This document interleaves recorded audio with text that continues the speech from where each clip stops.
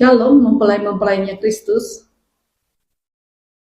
Hari ini kita akan belajar sebagian daripada firman Tuhan.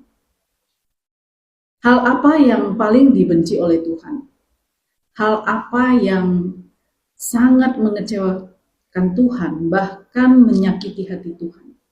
Ketika kita sebagai anak-anaknya yang telah bertobat, bahkan kita mengaku bahwa Tuhan Yesus itu adalah Bapa kita, Tuhan Allah kita, penebus kita. Hal apa yang menyakiti hati Tuhan? Ya. Mari kita sama-sama belajar dari Markus 7 ayat 7 sampai ayat 9. Ini dikatakan oleh Tuhan Yesus sendiri. Ya. Tuhan Yesus berkata, "Percumalah mereka beribadah kepadaku, sedangkan ajaran yang mereka ajarkan ialah perintah manusia. Perintah Allah kamu abaikan untuk berpegang pada adat istiadat manusia." Yesus berkata pula kepada mereka, "Sungguh pandai kamu mengesampingkan perintah Allah supaya kamu dapat memelihara adat istiadatmu sendiri." Di Matius 15 ayat 6b, di situ juga dikatakan ya, "Dengan demikian firman Allah kamu nyatakan tidak berlaku demi adat istiadatmu sendiri, hai orang-orang munafik. Benarlah nubuatan Yesaya tentang kamu, bangsa ini memuliakan aku dengan bibirnya, padahal hatinya jauh daripadaku. Percuma mereka beribadah kepadaku, sedangkan ajaran yang mereka ajarkan ialah perintah manusia." Dari dua perikop ini ya, kita bisa belajar bahwasanya Tuhan itu membenci orang yang lebih melakukan adat istiadat daripada ajaran Tuhan sendiri. Nah, saat itu ketika ahli-ahli Farisi ya, ahli kitab, orang Saduki melihat Tuhan Yesus itu makan ya bersama dengan murid-muridnya tanpa membasuh tangan ya, mereka langsung protes. Mereka memang mencari kesalahan Tuhan ya, kemana-mana mereka untuk mencari kesalahan Tuhan. Nah, mereka langsung protes, mengapa Tuhan itu makan tanpa membasuh tangannya? Lalu Tuhan menjawab mereka, katanya, lebih penting mana, membasuh tangan atau melakukan perintah Tuhan? Ya, mereka itu bukan orang yang melakukan perintah Tuhan. Mereka tidak mengasihi sesamanya manusia, kata Tuhan. Ya, tetapi mereka lebih ya mengasihi diri sendiri, mencari hormat di depan umum ya. Nah, itulah yang dikatakan di dalam Markus, "Percuma mereka beribadah kepadaku, sedangkan ajaran mereka ialah perintah manusia." Ya, perintah Tuhan itu dikesampingkan ya. Hukum untuk mengasihi sesama itu tidak dilakukan ya, tetapi hukum-hukum untuk badania, untuk kelihatan orang, dihormati orang, mereka lebih mengutamakan hal itu ya. Nah, di Matius 15 itu ayat 6 itu dikatakan, ahli Farisi itu setelah mereka memberikan sebagian daripada hartanya, kekayaan mereka untuk beribadah atau kepada rumah ibadah, mereka tidak wajib lagi untuk memelihara orang tuanya atau menghormati orang tuanya. Jadi mereka bisa mengesampingkan orang tuanya seperti itu. Nah, dan itu dikecam oleh Tuhan sendiri, kata Tuhan. Kalian orang munafik, kata Tuhan. Ya, kalian mengabaikan perintah Tuhan demi untuk adat istiadat yang diajarkan oleh manusia. Nah, Tuhan mengecam mereka. Jadi hal pertama yang Tuhan benci adalah orang yang lebih melakukan adat istiadat, ya, ajaran leluhur, nenek moyang yang melanggar firman Tuhan. Ya, nah itu dikatakan itu Tuhan tidak suka hal itu ya. Tuhan benci hal itu ya. Nah, juga dikatakan di dalam Yeremia 23 ayat 10. Jadi hal ini itu bukan hanya terjadi di dalam perjanjian baru ketika firman menjadi manusia, tetapi hal itu juga terjadi di perjanjian lama. Ya, di Yeremia 23, ya ayatnya 14 dulu kita baca. "Tetapi di kalangan para nabi Yerusalem, aku melihat ada yang mengerikan. Mereka berzina dan berkelakuan tidak jujur, mereka menguatkan hati orang-orang yang berbuat jahat, sehingga tidak ada seorang pun yang bertobat dari kejahatannya. Semuanya mereka telah menjadi seperti Sodom bagiku, dan penduduknya seperti Gomora." Nah, dilihat bagaimana di sini terjadi, ya. Para nabi di Yerusalem di zaman Nabi Yeremia, mereka juga seperti itu, kata Tuhan. Mereka mengerikan, kata Tuhan ya. Mereka berzina, berlaku tidak jujur. Artinya ya, mereka itu bisa dibeli, hukum bisa dibeli, ya. Keadilan bisa dibolak-balikan, ya. Mereka menguatkan hati orang berbuat jahat. Artinya mereka bersekongkol, ya, bersekongkol untuk mendapatkan keuntungan, ya, sehingga tidak ada seorang pun yang bertobat dari kejahatannya. Ini mereka bukan jadi pengajar, mereka bukan memberikan satu pemaparan hukum-hukum Allah yang benar supaya mereka bertobat, tapi mereka malah membuat orang itu semakin jahat, ya, bahkan tidak bertobat, kata Tuhan, ya. Padahal mereka adalah orang yang dipercaya di dalam kitab-kitab Tuhan, ya, para nabi. Mereka adalah orang yang dipercaya oleh bangsa. Mereka adalah orang yang menjadi juru bicara Allah. Bahkan mereka adalah penasihat-penasihat bangsa saat itu, ya. Jadi kemana bangsa itu akan pergi, berarah, berperang atau tidak, ke kiri atau ke kanan, mereka perlu juru bicara Allah, dan mereka akan mencari para nabi. Tetapi di situ dikatakan Tuhan melihat mereka itu mengerikan, kata Tuhan, ya. Nah, bahkan dikatakan mereka sudah menjadi seperti Sodom bagiku. Artinya penyimpangan-penyimpangan yang terjadi itu sangat banyak di situ terjadi. Penyimpangan seksual, ya, perzinahan sudah jelas terjadi di sini. Kalau Sodom itu artinya penyimpangan laki-laki dengan laki-laki, perempuan dengan perempuan. Bahkan kalau bisa lebih dari itu, mungkin dengan binatang, mungkin juga dengan anak-anak, ya.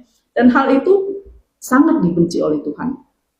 Nah, juga dikatakan penduduknya seperti Gomora, ya. Artinya penduduknya itu lebih senang melakukan kekerasan, kerusakan, kelaliman di mana-mana. Ketika pemimpin paling atas itu melakukan korupsi, kebenaran bisa dibolak-balik, keadilan bisa dibolak-balik, ya. Yang kuat yang menang, ya. Yang lemah yang ditindas, maka seluruh negeri itu akan mengalami kekerasan, kerusakan, kelaliman. Orang miskin akan semakin ditindas karena dari akarnya di atas itu sudah rusak. Maka pengikut-pengikutnya itu akan rusak, semua bisa dikorup. Bahkan sampai ke jajaran paling bawah, itu semua akan korup. Dan yang akan merasakan efeknya adalah orang-orang yang tertindas, orang yang lemah, orang yang miskin, ya, orang yang tidak punya power, ya, orang yang melakukan kebenaran itu semakin diinjak-injak, orang yang melakukan keadilan itu pasti akan disingkirkan, ya. Orang yang mengungkapkan kebenaran itu pasti akan dihilangkan, ya. Itulah yang terjadi.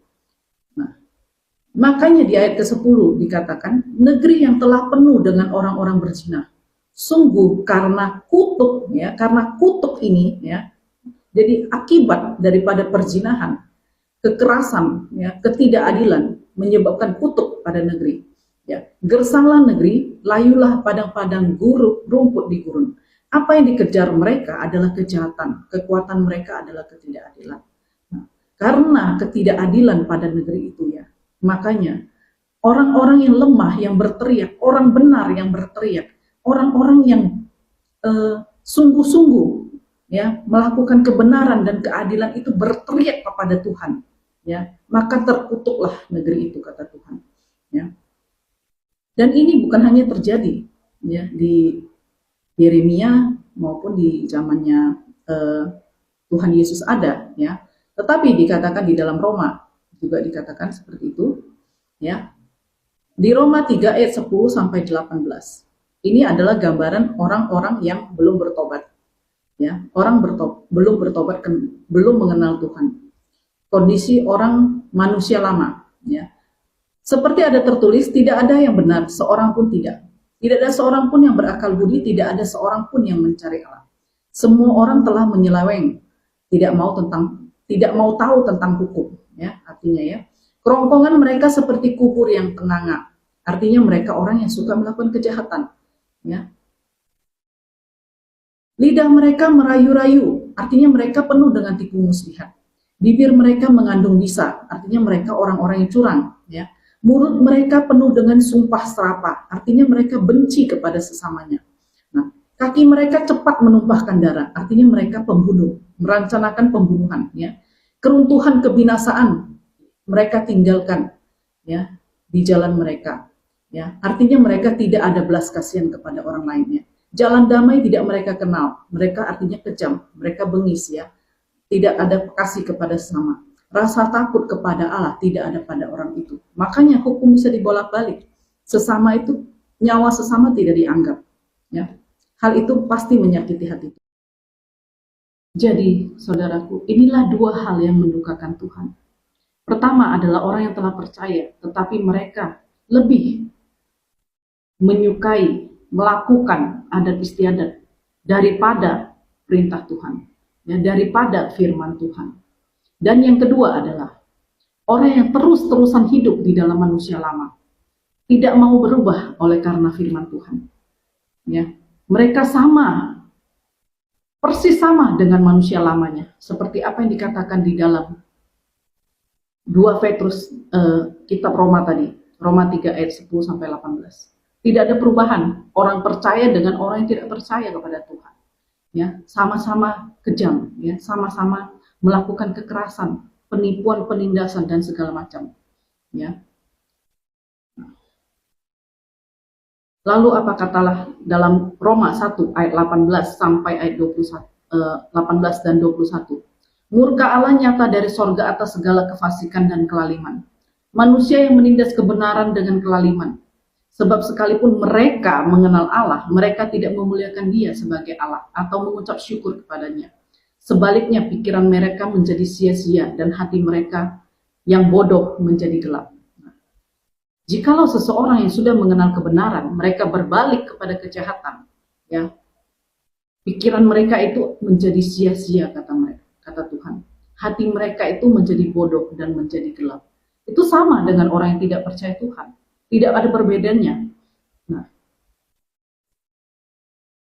ketika saya berdoa untuk bangsa ini, puncak-puncaknya adalah di bulan 3 akhir kemarin, ya, tanggal 30 bulan 3. Ketika saya berdoa untuk keadaan bangsa kita, saya berseru-seru kepada Tuhan. Dan Tuhan itu berkata, saya akan menunjukkan kepada kamu sebuah bangsa, kata Tuhan. Akhirnya saya melihat, ya, orang-orang yang telah bertobat, orang-orang yang telah namanya itu bahkan tercatat, ya, di dalam kitab kehidupan, tetapi mereka dilempar keluar oleh malaikat. Ya. Mereka dilempar karena mereka mengotori firman Tuhan. Mereka akhirnya bermain di dalam air kubangan yang kotor, ya. Dan mereka mengikuti adat istiadat mereka, lebih mengikuti adat istiadat mereka daripada firman Tuhan. Mereka adalah pengajar-pengajar, tetapi mereka melakukan juga adat istiadat mereka lebih daripada firman Tuhan. Mereka masih mencari tempat suci, mereka masih mencari air suci kemana-mana, kata Tuhan. Tuhan berpesan kepada mereka, tidak ada tempat suci, tidak ada air suci di bumi. Sebab bumi ini telah menjadi kotor, telah menjadi terkutuk sejak Adam jatuh dalam dosa. Jadi tidak ada lagi tempat suci atau air suci. Ya. Hadirat Tuhan itu adalah tempat yang suci. Ketika kita berdiri di depan hadirat Tuhan, itulah tempat yang suci. Bait kudusnya Tuhan itu di dalam diri kita. Ketika kita menyediakan diri kita dengan sepenuh-sepenuhnya melakukan firman Tuhan, sekuat-kuatnya kita, segenap hati, kekuatan, jiwa, pikiran, akal, budi, kekuatan kita, maka disitulah Tuhan ada di dalam bait kudusnya, ya, di dalam diri kita. Itulah hadirat Tuhan yang suci, ya, bukan di tempat-tempat lain atau di sesuatu yang kita cari, ya, bukan seperti itu, ya. Kemudian apa kata Tuhan, ya? Mereka juga mengajarkan kesesatan kepada orang lain. Mereka adalah pemimpin, tapi mereka juga mengajarkan kesesatan kepada orang lain. Tidak cukup mereka menyesatkan dirinya sendiri, mereka juga menyesatkan orang lain, ya, kata Tuhan. Ya, mereka itu, ya, lebih menghormati orang yang telah mati daripada firman Tuhan, ya, daripada Tuhan yang telah menebus mereka. Mereka menyesatkan orang lain dengan ajarannya. Kemudian mereka juga tidak ditemukan yang sungguh-sungguh benar, yang sungguh-sungguh lurus di hadapan Tuhan.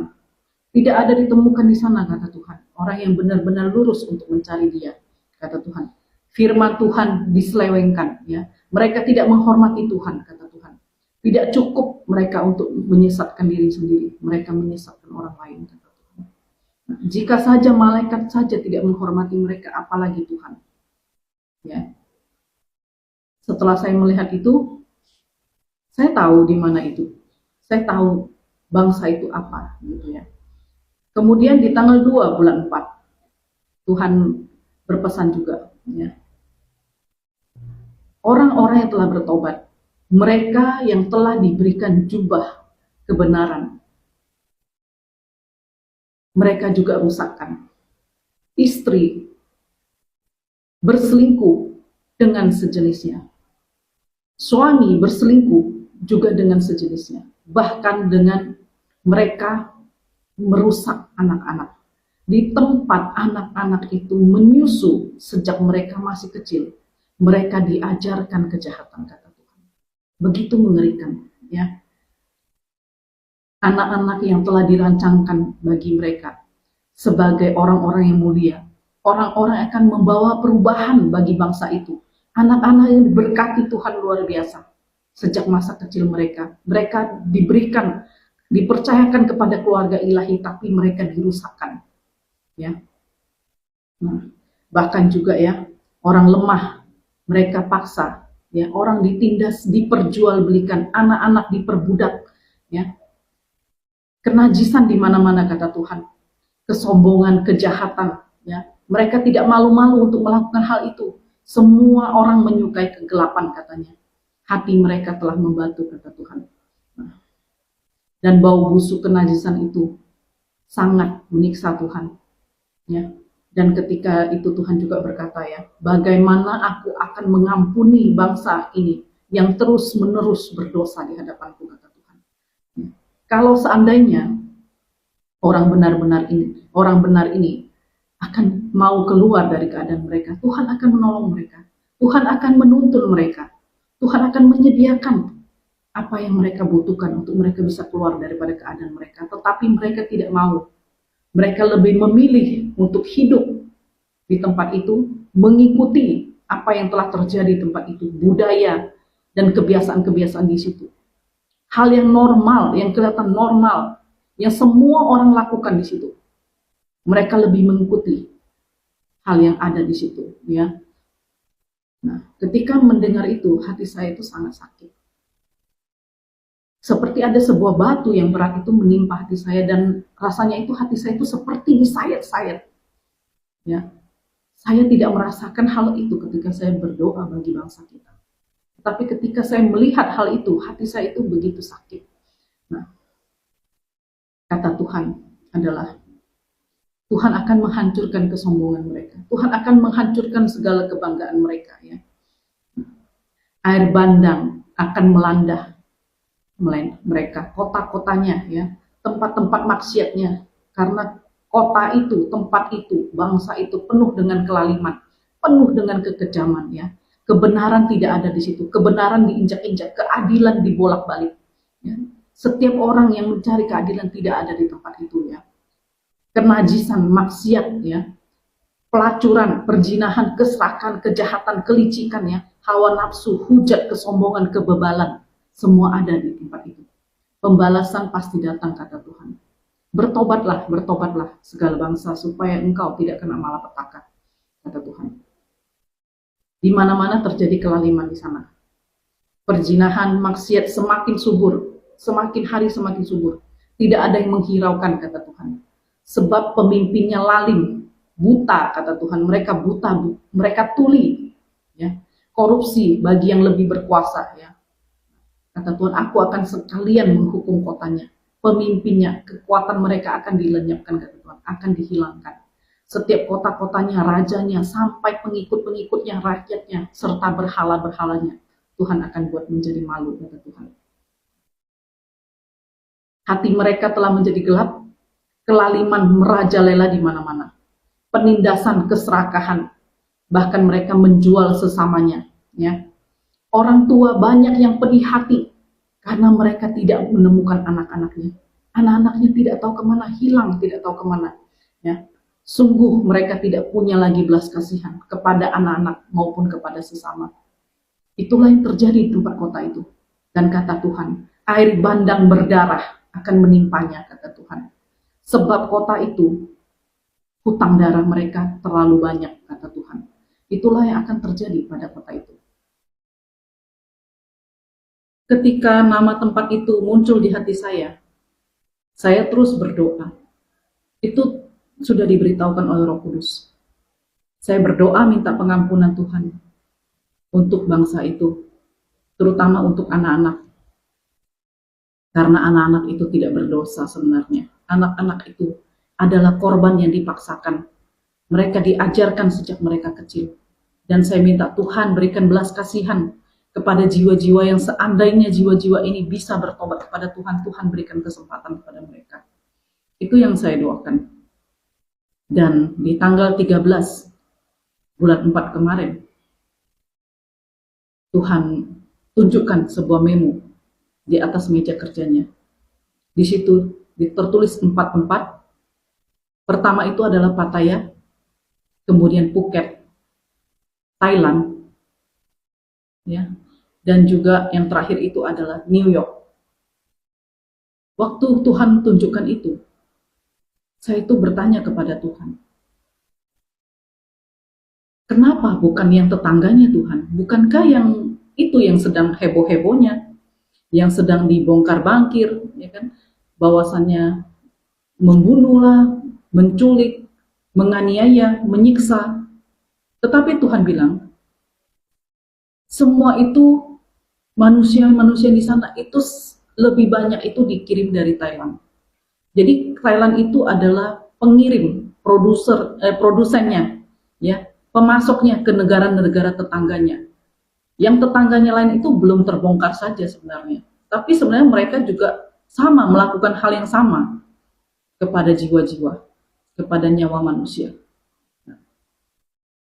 Dan bahkan yang terparah itu adalah New York, kata Tuhan. 10 kali lipat dosa dan kejahatannya daripada saudarinya, kata Tuhan. Dan maksiat itu semakin bertambah, semakin bertambah, semakin bertambah. Tidak ada orang yang sungguh-sungguh berdosa, yang bertobat mencari Tuhan, meminta pengampunan atas kota itu. Dan Tuhan melihat itu adalah satu hal yang sangat menyakiti Tuhan, ya, dengan perbuatan-perbuatan kekejian mereka. Mari kita baca di dalam Roma 1 ayat 22 sampai 32. Mereka berbuat seolah-olah mereka penuh hikmat, tetapi mereka telah menjadi bodoh.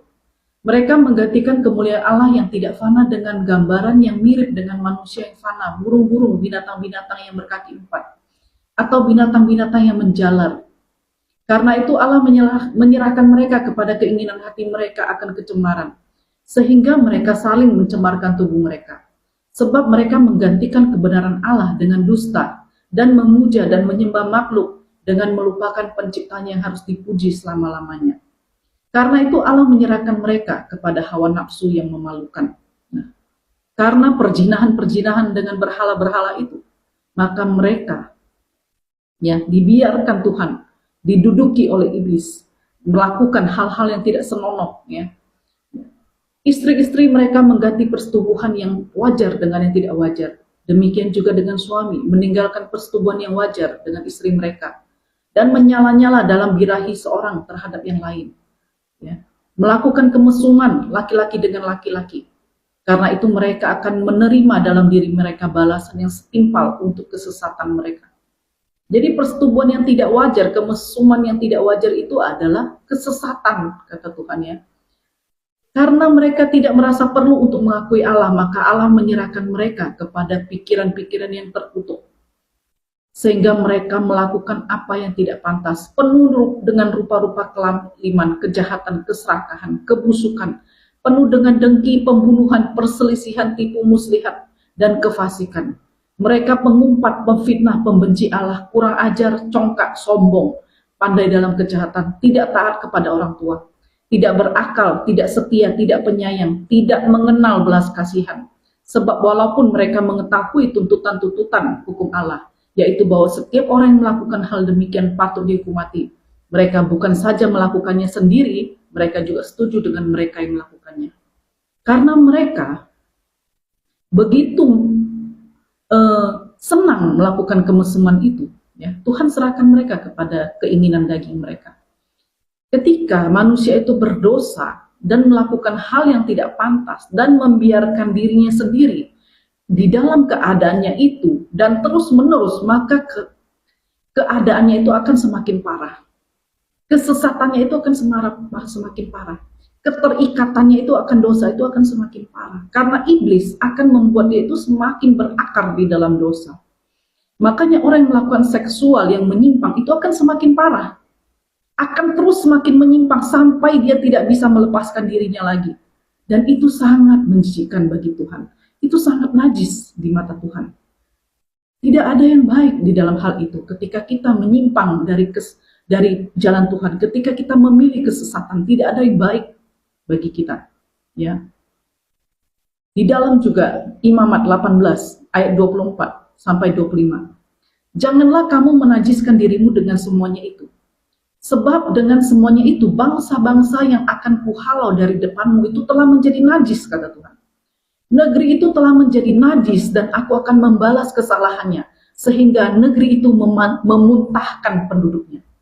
Nah, di Imamat dikatakan orang yang menyimpang ya daripada Tuhan, bangsa-bangsa itu akan kuhalau, kata Tuhan. Dan negeri itu akan memuntahkan penduduknya, kata Tuhan. Bahkan negeri itu, tanah di tempat mereka berada itu tidak menerima orang-orang yang jahat, tidak menerima orang-orang berdosa. Dosa itu membuat negeri itu sengsara, membuat tanah itu semakin kering, semakin tandus. Ketika Habel dibunuh oleh Kain, tanah itu berteriak, darah di tanah itu berteriak meminta keadilan. Nah, bagaimana Tuhan bisa mengampuni sebuah bangsa yang terus-menerus menumpahkan darah? Ya. Di dalam Yehezkiel 35 ayat 5-6 dikatakan, oleh karena dalam hatimu terpendam rasa permusuhan yang turun-temurun, engkau membiarkan orang Israel menjadi makanan pedang pada hari sial mereka. Waktu saatnya tiba untuk penghakiman terakhir. Oleh sebab itu, demi aku yang hidup, demikianlah firman Tuhan Allah, aku akan menjadikan engkau darah, dan darah akan mengejar engkau. Oleh sebab engkau bersalah karena mencurahkan darah, maka darah akan mengejar engkau. Itulah yang dikatakan Tuhan. Nah, orang yang menumpahkan darah akan dikejar oleh darah. Orang yang memakai pedang akan binasa oleh pedang. Itu juga dikatakan Tuhan Yesus. Jadi berhati-hatilah ketika kita bertindak, ketika kita menemukan yang salah di dalam diri kita. Sesuatu yang tidak sesuai dengan firman Tuhan, cepat-cepat berbalik. Ketika mulai bibit kesalahan itu, bibit kesesatan itu mulai masuk ke dalam hidup kita, kembalilah secepat-cepatnya. Cari hamba Tuhan, doakan. Perdalam firman Tuhan, berdoa sungguh-sungguh kepada Tuhan, ambil darah Tuhan, ambil tubuh Tuhan, bertobat di depan Tuhan, minta Tuhan lepaskan daripada itu. Jangan biarkan diri kita semakin disesatkan, sebab itu dibenci oleh Tuhan. Dosa yang menyebabkan Sodom dan Gomora adalah perzinahan, penyelewengan, ya, daripada yang wajar, persetubuhan yang tidak wajar. Iblis sangat senang kepada manusia yang melakukan hal itu. Karena manusia adalah gambar rupa Allah. Ketika kita melakukan perzinahan, kita sedang bersetubuh dengan iblis. Dan penyelewangan-penyelewangan itu digunakan iblis untuk mengejek rupa Tuhan. Dia tidak bisa menyakiti Tuhan, tetapi dia bisa mengejek rupa Tuhan melalui manusia ciptaannya. Itulah yang sedang dilakukan iblis. Dan kita membiarkan, manusia yang berdosa ini membiarkan dirinya dipakai oleh iblis untuk menjadi alat, ya, untuk menghina Tuhan. Iblis menghina Tuhan, iblis mengejek Tuhan, iblis menginjak-injak Tuhan. Bahkan dia menanamkan benih-benih itu sehingga benih kejahatan, sehingga kita tidak akan merasa cukup dengan penyimpangan itu. Kita akan semakin menyimpang, kita akan semakin sadis, kita akan semakin buruk keadaan kita. Bahkan sampai titiknya kita tidak akan merasa puas dengan seks apapun lagi. Ketika penyimpangan itu terus berakar dan semakin kuat di dalam diri kita. Apakah kita harus menunggu sampai keadaan itu? Bertobatlah, kata Tuhan, bertobatlah. Selalu ada pengampunan. Niniwe, kota itu bertobat ketika diperingati Tuhan. Sehingga bangsa itu tidak dihukum. Dan juga Nuh diselamatkan ketika air bah terjadi. Karena ia setia akan perintah Tuhan. Setialah dengan firman Tuhan. Setialah dengan perintah Tuhan. Apapun keadaan kita, minta pertolongan Tuhan. Datanglah kepada Tuhan di dalam nama Yesus. Engkau punya kesempatan. Setelah saya melihat semuanya itu, saudaraku, saya bertanya kepada Tuhan. Saya bertanya kepada Roh Kudus. Apa yang harus mereka lakukan, Tuhan? Apa yang harus mereka kerjakan, Tuhan? Dan Tuhan katakan, Tuhan akan menolong mereka keluar. Tuhan akan membawa mereka keluar kalau mereka mau berseru kepada Tuhan. Ingat kepada Lot, ingat kepada kejadian Sodom dan Gomora. Kata Tuhan, jiwa orang benar itu tersiksa. Saya percaya bukan hanya Lot yang tersiksa, tetapi banyak sekali orang juga yang tersiksa di situ, terutama orang-orang yang tertindas. Mereka berseru kepada Tuhan. Tapi mungkin saja mereka telah meninggalkan tempat itu, atau mereka mungkin telah dibunuh, atau apa, saya tidak tahu. Tetapi ketika masih punya kesempatan, keluarlah dari tempat itu, bawalah segala milikmu, jual segala hartamu. Keluarlah dari tempat itu, carilah tempat yang aman, cari komunitas yang benar, cari orang yang bisa membimbing Anda di dalam iman Anda. Sayang sekali ketika Lot dia pergi dari Sodom Gomora, dia pergi ke kota yang lain. Kenapa setelah kejadian itu dia tidak mencari Abraham bersama dengan kedua putrinya? Jangan malu untuk mengakui keadaan kita. Jangan malu untuk mengakui kita perlu pertolongan, kata Tuhan. Carilah pembimbing rohani. Apalagi ketika itu adalah keluarganya seorang Abraham. Harusnya itu seperti ayahnya sendiri yang telah membesarkannya. Ketika Lot mengambil keputusan yang salah, dia mengakibatkan kedua anaknya, kedua putrinya itu melakukan dosa yang bahkan semakin berat. Tuhan katakan, punyalah keintiman dengan Roh Kudus. Berdoalah sungguh-sungguh, minta Tuhan petunjuk. Minta petunjuk daripada Tuhan. Dia akan menuntunmu kemana engkau harus melangkah. Apa yang harus engkau perbuat. Dia akan dengan jelas mengatakannya kepada Anda. Dia tidak akan meninggalkan Anda. Itulah Roh Kudus. Saya mengundang setiap orang yang jikalau saat ini mendengar, yang butuh didoakan. Jika Anda punya terikatan kepada penyimpangan-penyimpangan ini, yang mendukakan Roh Kudus, yang menajiskan dirimu di hadapan Tuhan. Bahkan ikatan-ikatan pornografi yang telah lama mengikat diri Anda. Pornografi itu juga adalah akar dari kejahatan. Jangan biarkan diri Anda semakin jatuh, semakin dalam.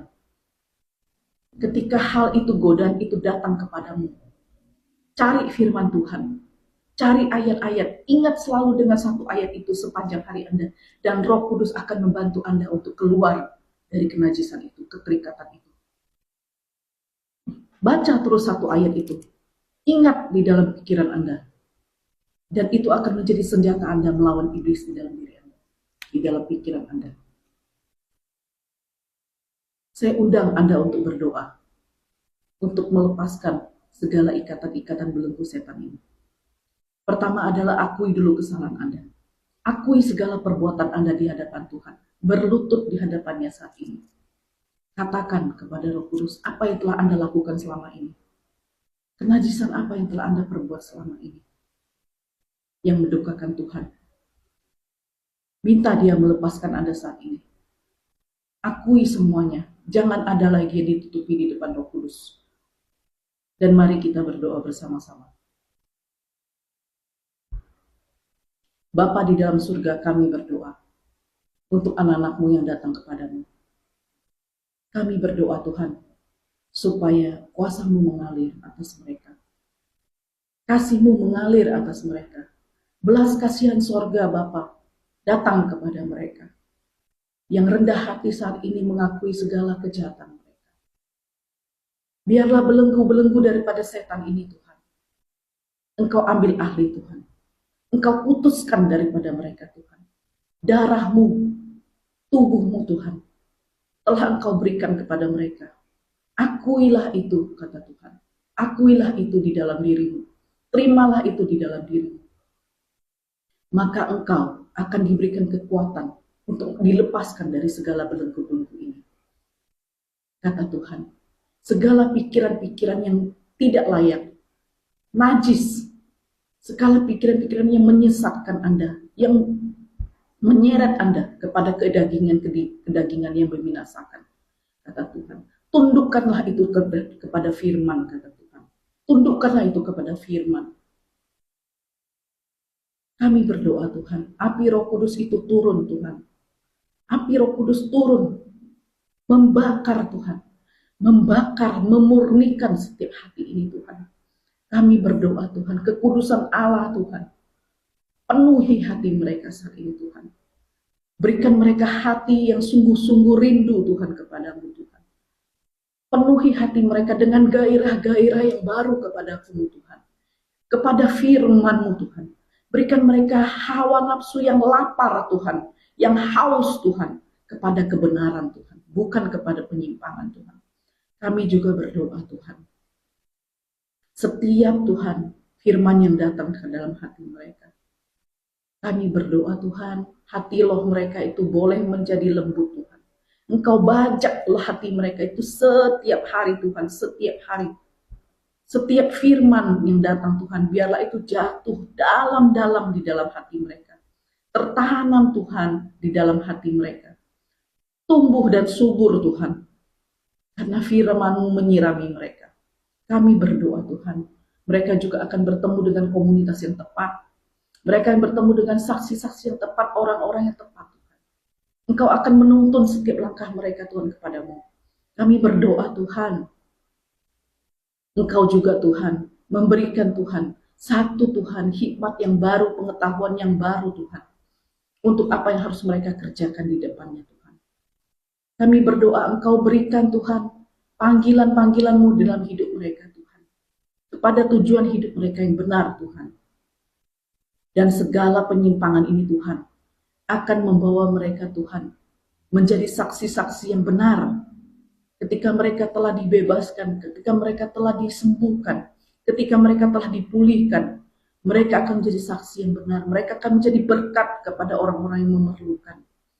Kami berdoa Tuhan, kekuatan yang daripada-Mu, kekuatan yang daripada Allah Roh Kudus, akan menyertai mereka, membulatkan hati mereka, menguatkan tekad dan iman mereka kepada Tuhan.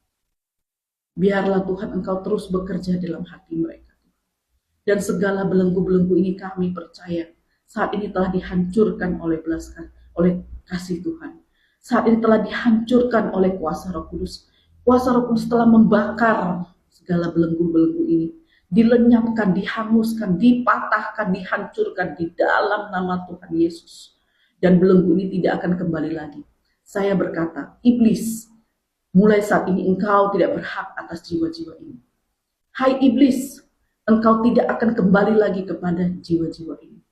Engkau pergi dan engkau tertanam ke laut. Engkau tidak akan pernah kembali lagi ke jiwa-jiwa ini. Kami berdoa Tuhan, Engkau teguhkan iman mereka setiap hari Tuhan. Pertemukan Tuhan mereka dengan orang-orang yang tepat. Bahkan Tuhan, ketika mereka sembuh Tuhan, mereka akan membangun keluarga ilahi yang akan memuliakan Tuhan. Terima kasih Bapak, terima kasih. Dan kami berdoa Tuhan, untuk orang-orang yang akan menerima hukuman daripada-Mu Tuhan. Kami berdoa Tuhan, biarlah air bandang berdarah ini Tuhan, boleh berlalu Tuhan, sekiranya mungkin Tuhan, biarlah berlalu. Tetapi biarlah terjadi air pertobatan, air bandang pertobatan itu terjadi Tuhan, kepada jiwa-jiwa yang mau datang kepadamu. Kami berdoa Tuhan, luputkan anak-anak-Mu dari segala mara bahaya. Biarlah hikmat yang datang daripadamu itu boleh diterima oleh mereka Tuhan. Ada hati yang sungguh-sungguh mau bertobat kepadamu. Engkau mengerti Tuhan setiap panggilan-panggilan jiwa ini Tuhan. Biarlah ada setitik harapan Tuhan di dalam hati mereka Tuhan. Engkau tidak akan Engkau tidak akan menepis itu Tuhan harapan mereka. Datanglah kepada setiap jiwa-jiwa yang terpanggil Tuhan kepadamu Tuhan. Di dalam pertobatan. Terima kasih Bapak, terima kasih. Kami serahkan segala sesuatu kepada tangan-Mu. Pelayanan ini Tuhan, jiwa-jiwa ini Tuhan, kami serahkan di dalam tangan-Mu. Engkau bekerja di dalam kehidupan mereka. Dalam nama Tuhan Yesus dan Allah Roh Kudus kami berdoa.